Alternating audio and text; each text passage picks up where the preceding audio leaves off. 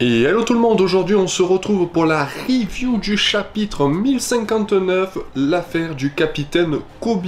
Alors il y a pas mal de choses à dire sur ce chapitre. Déjà, n'oubliez pas cet objectif de 100 abonnés avant 2023. On est à 60 abonnés, donc on a déjà dépassé la moitié et tout. Je vous en remercie encore énormément. N'oubliez pas de partager, de commenter et tout. Voilà, toujours les mêmes choses sur YouTube. Et nous, on va commencer directement à décortiquer un peu ce chapitre. J'espère que la dernière fois, vous avez apprécié la review. Ça a l'air de vous avoir plu, ce nouveau format un peu résumé, théorie, et voilà, raconter un peu ce qui s'est passé dans ce chapitre. Et là, on va refaire la même chose, toujours en 3 parties pour structurer un peu le chapitre. Donc, la partie 1, ça sera la discussion à Wano Kuni avant que Luffy parte et tout, entre Yamato et Luffy. La partie 2, c'est retour sur Amazon Lily avec un petit flashback et tout, on verra ça après. Et la partie 3, c'est Silver Rally et l'ancienne impératrice. Donc, ancienne impératrice, tout le monde maintenant sait pourquoi.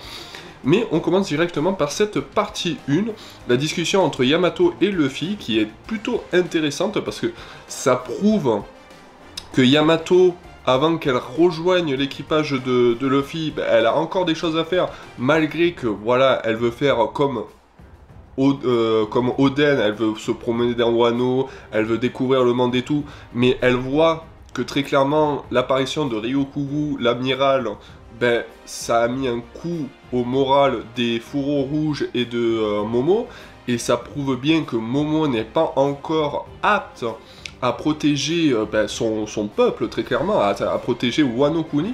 Donc, je pense que là, on va pas voir Yamato dans l'équipage, comme elle a bien dit. Elle a dit qu'elle voulait protéger Momo jusqu'à qu'il soit digne et puissant pour protéger Wano tout seul. Bon, après, elle fait quand même partie, entre guillemets, de l'équipage, parce que voilà, elle dit « Est-ce que tu peux m'appeler Nakama ?» ou des trucs comme ça.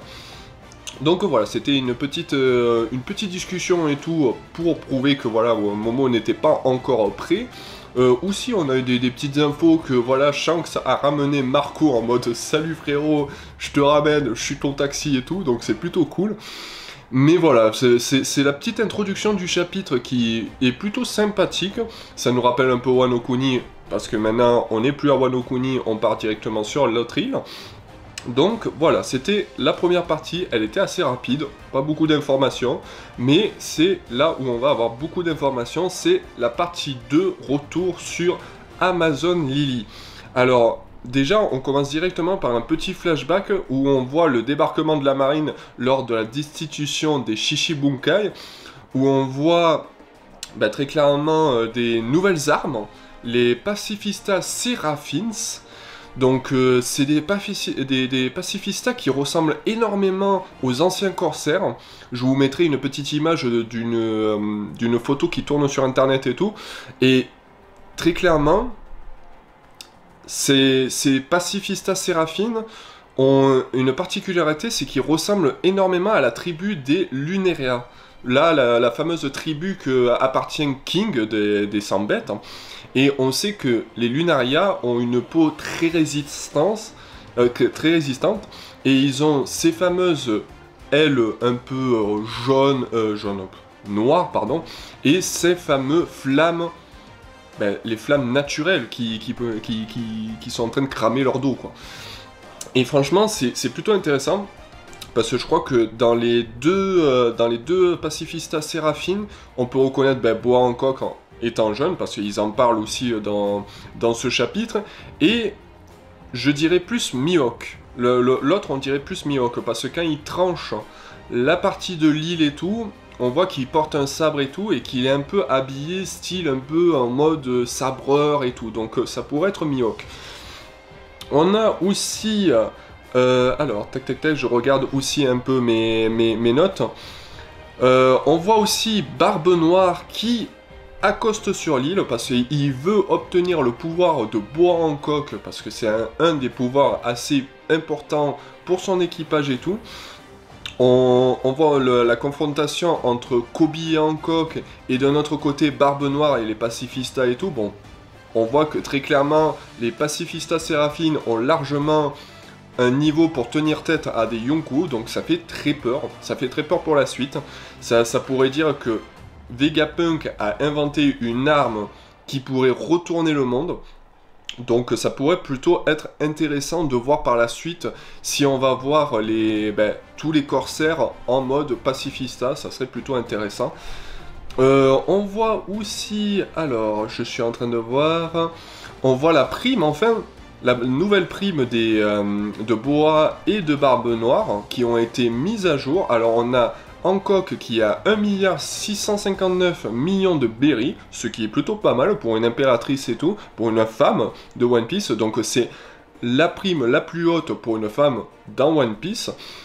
Et on a la mise à jour de la prime de Barbe Noire. C'est ça qui est intéressant, c'est que la prime de Barbe Noire est maintenant de 3,996 millions de berry.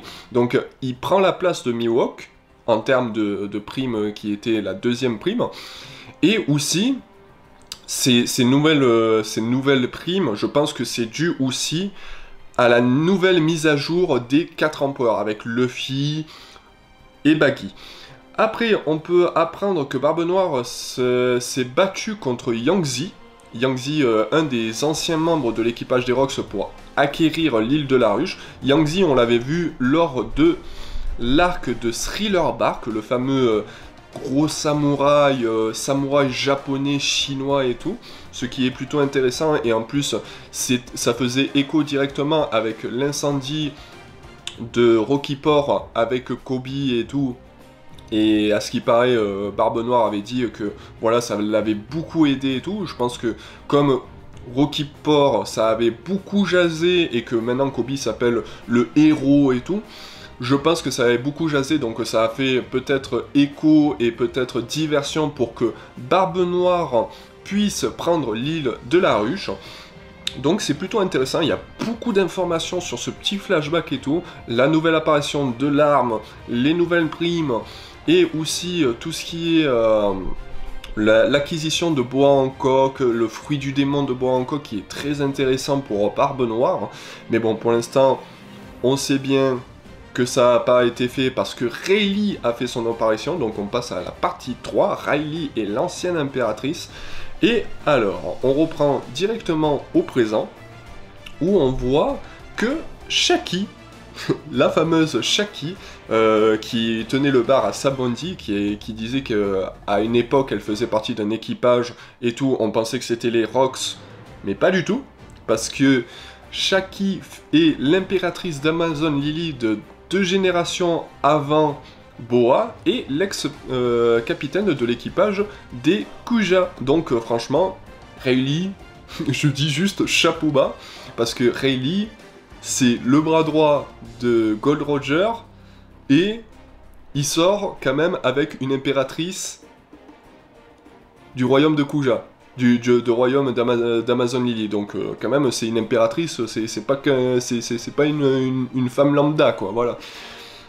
Et on apprend, alors hop, on apprend ainsi que voilà l'apparence de ce pacifista qui a attaqué Amazon Lily, qui ressemblait énormément à l'enfant qui était Boa Hancock à l'époque. Et on apprend que voilà, le chapitre se termine avec le journal où on apprend que Kobe a été peut-être enlevé par Barbe Noire, ou qui a été enlevé par Barbe Noire. On ne sait pas trop comment ça a été tourné. Mais moi, ce que je vois dans tout ça, c'est si Kobe a vraiment été enlevé par Barbe Noire, parce qu'on n'a pas d'informations sur Kobe, c'est que peut-être il va rencontrer Aokiji. Et on pourra peut-être apprendre si Aokiji fait partie des Swords, de la fameuse organisation des Swords de la marine et tout, ce côté où ils sont en train de défendre les opprimés, le peuple et tout, mais ils savent faire la part des choses entre les bons pirates et les mauvais pirates. Ça serait intéressant de voir Aokiji aussi, parce que ça fait longtemps qu'on l'a pas vu dans l'œuvre, Aokiji, et ça serait un bon échange entre Kobe et Aokiji, parce que, voilà, je pense que les deux ont un peu la même vision des choses. Aokiji, c'est un peu tranquillou et tout, Kobe aussi, c'est un peu tranquillou et tout. Mais franchement, ce chapitre, il y a beaucoup d'informations. On a enfin la création des remplaçants des Shishimukai, même si c'est toujours des Sesshomunkai, mais version lunarienne, lunaire, style un peu ange et tout, ange démon, ce qui est plutôt intéressant. Ben moi je vous dis merci d'avoir regardé cette vidéo, j'espère que ça vous plaît toujours ce petit format. Bon, j'ai un peu bégayé parce qu'il y a beaucoup d'informations sur ce chapitre. Et moi je vous retrouve pour de nouvelles aventures dans One Piece. N'oubliez pas de vous abonner, de partager et de liker. Et moi je vous retrouve pour de nouvelles aventures. Allez, à plus tout le monde!